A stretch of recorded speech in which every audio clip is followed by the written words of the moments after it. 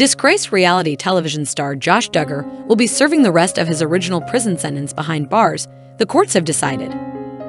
Duggar, who originally rose to fame on the TLC reality show 19 Kids and Counting, was arrested by the U.S. Marshals Service in April of 2021 and was later found guilty on one count each of receiving and possessing child pornography.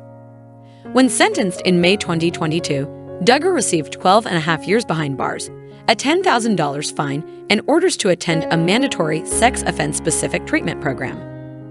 As previously reported by USA Today, authorities said they began investigating Duggar after a Little Rock, Arkansas police detective found child porn files shared by a computer traced to Duggar.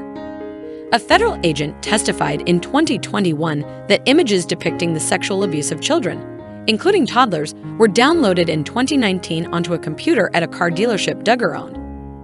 Despite the evidence and conviction, Duggar's lawyer has maintained his innocence, saying the images could have been downloaded by someone else at the dealership. He said at the time of sentencing that he looked forward to the appeal. However, it appears that route has now been officially shut down for Duggar. According to court documents, the United States Court of Appeals for the 8th Circuit made a final decision to uphold the prior judgment, meaning he will have to continue serving out his sentence until it's complete on October 2, 2032.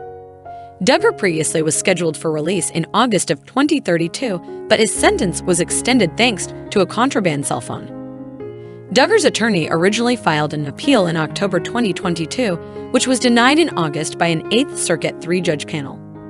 After this blow, Duggar requested a rehearing by the panel and audience with the full 8th Circuit to hear the case once more. Duggar's lawyer argued that a new trial was warranted due to evidentiary issues, arguing that a statement his client made to federal agents during the raid on his business shouldn't have been allowed at trial because he didn't have a lawyer present. He also claimed that Duggar's phone was seized while he tried to obtain legal representing, impeding his ability to do so. The appeals panel disagreed, saying that Duggar was amply informed at the time that he was not in custody and could leave at any time. While he was read his rights, he was not arrested and, to the contrary, he ended the interview on his own and then left the dealership. Hardly an option available to someone in custody, the court said. Both of these requests were recently denied, exhausting Duggar's attempts to secure a new trail.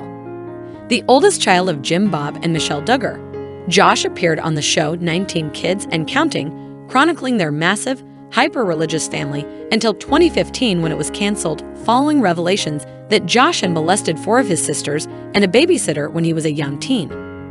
He was later caught on Ashley Madison, a dating website advertised as a place for married people looking for an affair to find partners. He made a public apology at the time for cheating on his wife and admitted to a pornography addiction.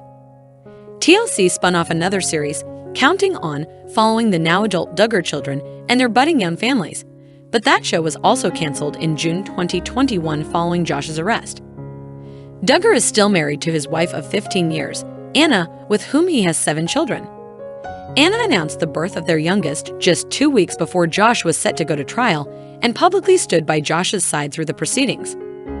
She has since largely stayed off social media and out of the public eye, though Duggar cousin Amy King has been vocal about the family, telling people earlier this year that she has repeatedly tried to reach out to Anna to offer support, a place to live, and encourage her to consider parting ways with Josh.